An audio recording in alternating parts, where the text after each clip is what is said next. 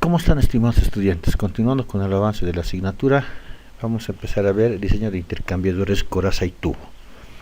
Habíamos indicado que los intercambiadores son equipos que permiten el intercambio de energía y los utilizamos básicamente con la finalidad, ¿no ve? Un intercambiador de enfriar un fluido, ¿ya?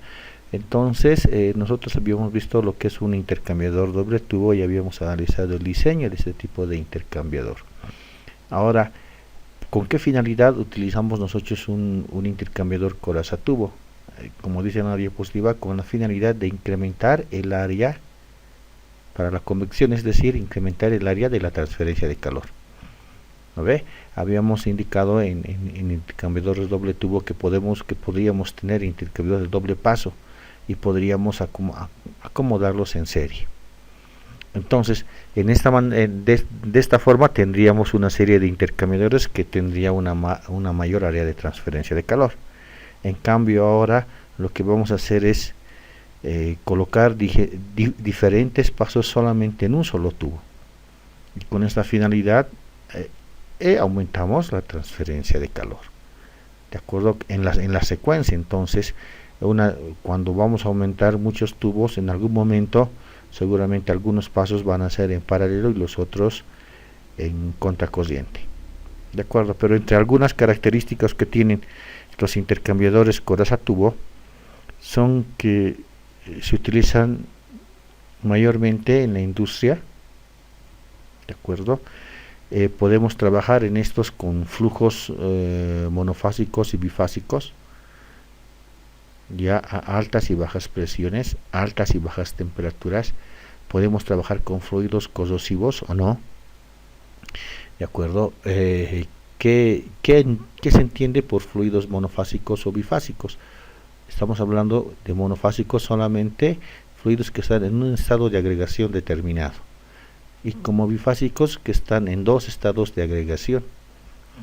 De acuerdo, podemos ver por ejemplo en los condensadores, en los hervidores, flujos bifásicos. Aquí les muestro en esencia lo que es un intercambiador tipo U, de acuerdo, en la que estamos viendo, ¿no? Una característica importante. ¿Cuál es? ¿Cuántos pasos pasa el fluido por la coraza? ¿Y cuántos pasos va a pasar el fluido por los tubos? De acuerdo, entonces aquí estoy mencionando, ¿no ve? Un intercambiador 1, 2, que eso habíamos visto en intercambiadores de pasos múltiples, y vamos a ampliar en coraza tubo, les indicaba. Ahí está el número de pasos en la coraza y el número de pasos en los tubos. Entonces, ¿cuáles son los componentes en sí de un intercambiador? De acuerdo, básicamente un intercambiador está compuesto de una coraza, todo este sector, de acuerdo, está compuesto de la cubierta de la coraza, lo que protege a la coraza, de acuerdo, los tubos,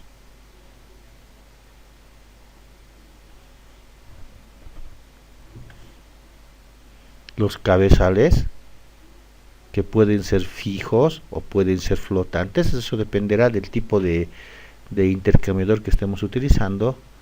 Tendremos la cubierta de los cabezales, de acuerdo, la cubierta de los cabezales,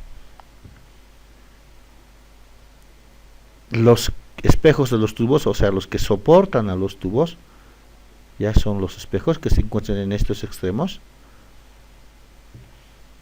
los deflectores, cuya finalidad es de crear turbulencia para mejorar la transferencia de calor, y los nozzles, que son las boquillas de entrada y de salida del fluido. En este caso, fíjense, aquí voy por los tubos, aquí estoy entrando por la coraza, de acuerdo, entonces tengo su entrada y su salida. Adicionalmente podemos indicar, de acuerdo, que los intercambiadores coraza tubo se clasifican en 3 tipos. Es decir, esto es de acuerdo a los estándares generales, de acuerdo en los que hacen el diseño, fabricación, materiales de construcción. los de la clase R, que son destinados para uso en la industria petrolera y aplicaciones relacionadas a esta industria. La clase C, ¿no?, que es para aplicaciones generales de uso común, y clase B, que prácticamente se realiza para servicios químicos. Ahora, esto es un tipo de clasificación. Ahora, en función a la construcción mecánica, yo les comentaba hace un instante de que podía ser de que tenía un cabezal flotante, y en la anterior imagen les mostraba un intercambiador en U. Entonces, los intercambiadores coraza tubo se pueden clasificar como intercambiadores de cabezal fijo, de tubos en forma de U y de cabezal flotante. Aquí estamos viendo uno que es cabezal flotante, y hace un instante veíamos este intercambiador es tipo U, tipo U. ¿De acuerdo? De acuerdo. Ahora, una de las características importantes que nosotros tenemos, de acuerdo, es que uno de los componentes del intercambiador son los tubos, y vamos a utilizar dos posibles tipos de tubos, ¿no ve? Según las normas internacionales. Si nosotros utilizamos tubería ordinaria IPS, ¿no?, en esta ya sabemos de estope 1, los diámetros los diámetros externo e interno no coinciden con el diámetro nominal. ¿De acuerdo? Pero generalmente los intercambiadores de coraza tubo los realizamos en la especificación propia denominada BWG. En esta denominación, el diámetro externo coincide con el diámetro nominal. ¿De acuerdo? Entonces, a menos que se especifique lo contrario, cuando estemos haciendo el diseño de intercambiadores coraza tubo o de doble tubo, si quieren ustedes, siempre utilizaremos la denominación de tubos BWG. ¿De acuerdo? También aclarar, ¿no ve?, que también las corazas se fabrican en tamaños normalizados, ya que no son los mismos que el de los tubos. Ya, ahora, este diámetro de la coraza define el tamaño de la coraza, no, mejor dicho, el parámetro que define el tamaño de la coraza es el diámetro interno. De acuerdo, es el diámetro interno. Entonces, un poco hablando respecto a la diapositiva, de acuerdo, estamos mostrando que los más comunes que se utilizan para el diseño de intercambiador son los de 3/4 y 1 pulgada. De acuerdo. Ahora, cuando nosotros veíamos la primera diapositiva, veíamos una serie de tubos. Entonces, los tubos tienen que tener un arreglo dentro del intercambiador. ¿Qué tipos de arreglos podemos tener? Triangular, y nos está dando las aplicaciones. ¿No ve? Triangular 60, triangular 30, cuadrado 90, cuadrado 45, y eso nosotros veíamos cuando analizábamos banco de tubos y decíamos, ¿no? Es el paso y está en orden escalonado, está alineado. Aquí adicionalmente en forma similar estamos indicando el arreglo que va a tener un intercambiador mejor dicho, el arreglo que van a tener los tubos dentro de la coraza, y estamos dando más o menos la idea en qué casos se utilizan estos arreglos. ¿De acuerdo? Entonces, adicionalmente, ya estamos, permítanme ir atrás un poquito, ya estoy acá. Aquí estoy arreglando, aquí estoy viendo el arreglo de los tubos. Este arreglo puede ser cuadrado, triangular. ¿De acuerdo? Y una situación más que ustedes tienen que ver acá. Miren, si yo tengo acá los tubos, este es el espejo, ¿no ve? Aquí están dentro los tubos. Pero fíjense, estos tubos tienen un espaciado. O sea, nosotros tenemos que calcular el número de tubos. Nosotros tenemos que calcular el número de bafflers.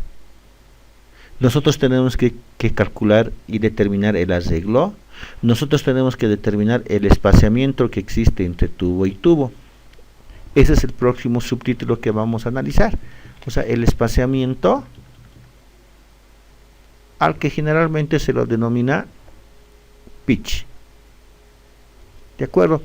Debemos aclarar, ¿no ve? Hemos visto los espejos. Y en los espejos habíamos visto que tienen que estar incluidos los tubos. O sea, si nos damos cuenta, ¿no ve? Los tubos no pueden perforarse prácticamente lado a lado, o sea, juntos, bien juntos. ¿Por qué? Porque debilitarían la estructura del cabezal. No, por eso se utiliza el pitch. ¿Qué va a ser el pitch? Va a ser la distancia más corta entre dos orificios adyacentes. ¿De acuerdo? Recalco. ¿Qué es el pitch? Es la distancia más corta entre dos edificios adyacentes. En pocas palabras podemos decir que es el claro o la ligadura. ¿De acuerdo? ¿Cómo lo voy a evaluar? Como la distancia entre dos tubos de centro a centro. Ya, entonces me está diciendo, oye, yo tengo un diámetro de tubos externos de 3/4. Si yo tengo un arreglo triangular, el pitch tiene que ser 15/16. Si yo tengo arreglo triangular, oye, tiene que ser 1 pulgada la distancia. Y si es arreglo cuadrado, 1 1/4. ¿De acuerdo? Entonces, vamos a tener especificaciones. Esto tampoco va a ser a la negra. Vamos a tener especificaciones que nos convienen. ¿Qué porcentaje le vamos a dar de espaciamiento mínimo? ¿Qué porcentaje de espaciamiento máximo? Y eso va a estar en las tablas directamente, ¿de acuerdo? En las tablas de los intercambiadores. Ya. Ahora, al ser este parámetro y su variación influye en la estructura básicamente del intercambiador, nosotros debemos aceptar las normas y las reglas, ¿no ve? Que nos indican el espaciamiento que debemos utilizar.